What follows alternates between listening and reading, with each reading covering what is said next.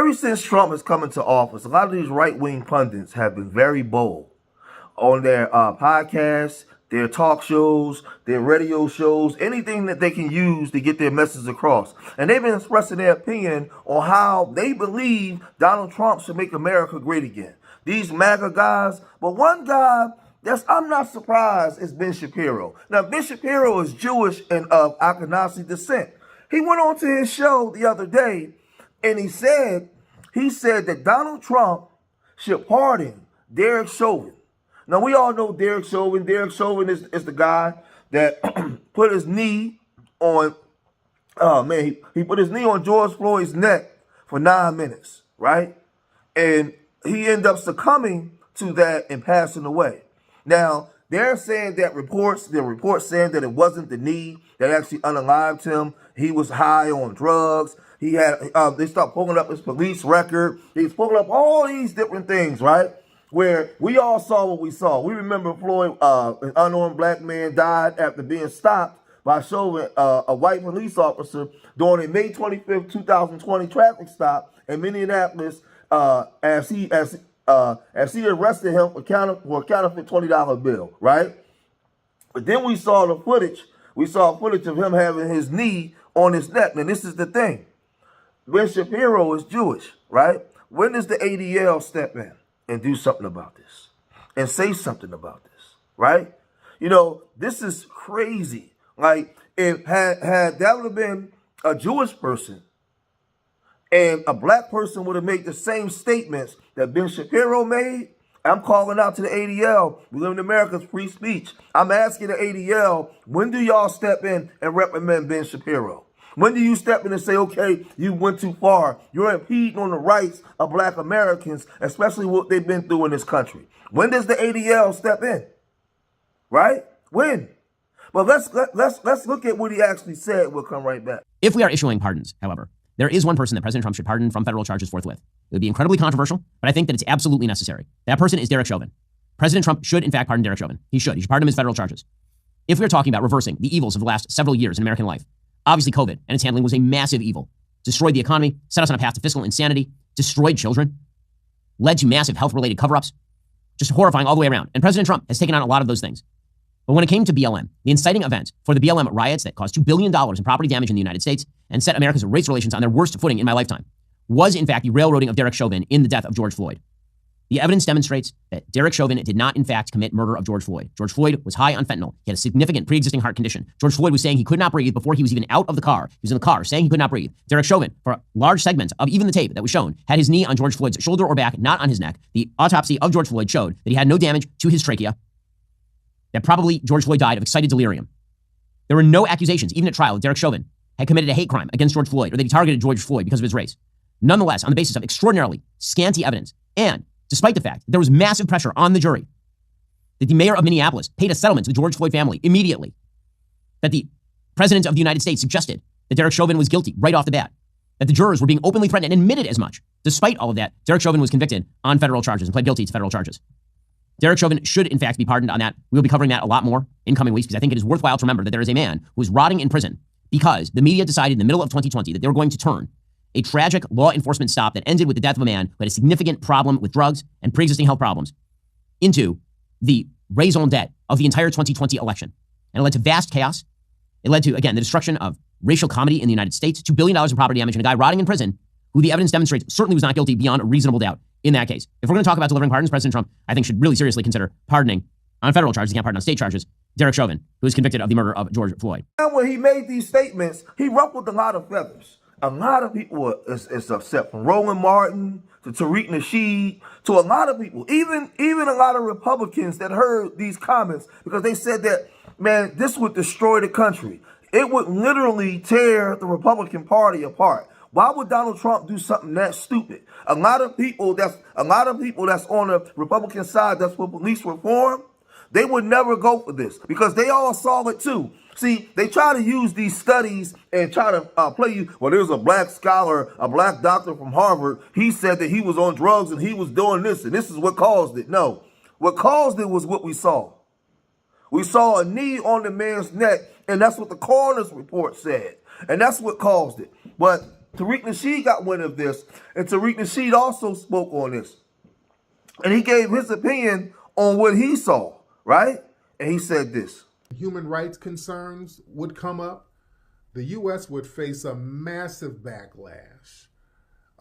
Human rights organizations in the international community, they would be condemning it. There would be international push for oversight, for racial justice, and a lot of people would be, from the international community, would be calling the U.S. out. Like, hey, wait a minute, how will you do that injustice to them? And you're over here in our country telling us what we shouldn't do. So there would be an international backlash, you see. There would be major boycotts of Republican donors and right-leaning corporations. These corporations that fund Republican campaigns, it would be a massive PR damage to them. A lot of major corporations who got, black customer bases like Nike, Pepsi, they would be pressured to sever ties with any politician supporting Trump or the Republicans. It would just be a bad look. Also, increase racial tensions, and also emboldenment, because what that would do, a lot of the groups would see that as a green light to further act on racial violence, and then that would trigger massive backlashes because, the community ain't going to go for that. They're going to go out here and try to do hate crimes and all of that, and the pushback from that will be massive. Yeah. That'll be more widespread calls for police reform and defunding. That renewed outrage, that'll lead to another demand of people saying, hey, we're going to defund the police, restructure the police. It'll be stricter regulations on the police. Massive economic stabilities in the cities. A lot of prolonged protests, man, that destabilizes a lot of cities. Even Goofy Shapiro, he talked about the billions of dollars worth of damage. Yeah, this Derek Chauvin, is he worth that? Is Derek Chauvin really worth billions of dollars in damage? Yeah, right? He's not really worth that. He's not worth that. There's already been billions of dollars worth of damage. That's why he had to be locked up. Yeah, lives lost from the dominant society. You're losing your life over this idiot. You see? Some of these cities, man, listen, when you have a lot of riots like that, you know what that means? That means lack of tourism. A lot of people are not going to these cities to visit. Businesses being destabilized and gutted, communities being gutted. It would just be a very bad look. The stock market would react negatively to it. If you have increased civil disorder, man, that messes with the stock market, dude. I'm saying there's such a ripple effect to this thing. Also, politically, you're going to have a loss of swing states. You see? A lot of those, it'll alienate a lot of black voters, but a lot of those suburban white moderates, who supported police reform in 2020, they'll be, they're like, hey, I don't want to be associated with them. So they're going to be for police reform. A lot of those moderate whites, they're not going to want that negative stigma on them by supporting the Republicans doing some goofball nonsense. Yeah. And also, releasing him, it'll be a potential of vigilante and retaliatory violence. That'll be an increase, you see. So it would just be a bad look. Also, what that would do, it would be dumb if Trump were to do that, which I don't think he would, but it would just be dumb if they even think about that. That would, boy, you would give the Democrats an alley-oop. That would be so, you would give the Democrats the alley-oop they need. Right now, the Democrats are on life support. Right now, the Republicans, Trump and the Republicans, they're doing great right now. Politically, they're doing great. Trump's popularity and likability rating is actually up right now. If you're already up and you're winning, doing a dumbass move like that would be the stupidest thing ever. Because you would give the Democrats the alley-oop they need. Right now, the Democrats are struggling so bad. They're out here doing TikTok videos, dancing, acting a damn fool. The Democrats are struggling. If they were to release Chauvin, you would breathe new life back into the damn Democrats. You would give them an alley-oop. You would destroy the Republican Party. The Democrats would run with that. Man, the Democrats would run with that. The left media will run with that. Yeah? Because the Democrats already, they're struggling to mobilize black voters against Trump right now. That's the problem of the Democrats right now. The problem they're having, they can't mobilize black people against Trump like they want to. Again, when I see this kind of stuff, I always say this is more of an indictment on black people in the black community. It's not the fact that he said it. It's the fact that he thought it was okay to say it. That's more of an indictment on us as a people. At what point are we going to have some self-respect and tighten up on things, right? It's just, even a lot of you black conservatives, you okay with this? Because regardless of how much butt kissing you want to do, you know what you saw. We all saw what we saw. We all saw it.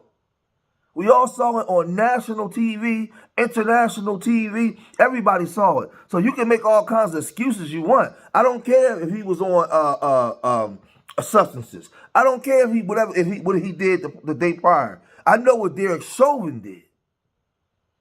And I know historically what's happening in this country. That's not something that's new in this country where you have people like Derek Chauvin does this, people that look like me and people that look like you out there.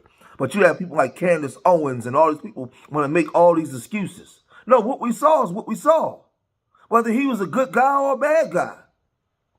But Ben Shapiro, being as a Jewish man, will come out here and say this. I'm looking for the Jewish community to condemn him, turn their back on him, to condemn him. That's what they should be doing right now. That's what I'm asking. Because what he said was wrong.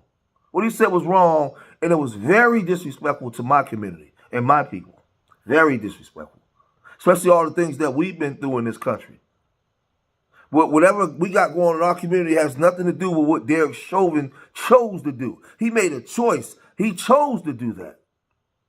But we'll see, man. We'll see. Like I said, there's a lot of black people upset. What kind of power do you have to do anything about it? I'm going to say that again. A lot of powerful black people upset, but what kind of power do you have to do anything about it? I'm going to cut this video short here. If you made it this far in the video, hit that like button. Subscribe to Street Media TV. Leave your comments in the comment section. Remember, I love y'all. Till next time. Peace.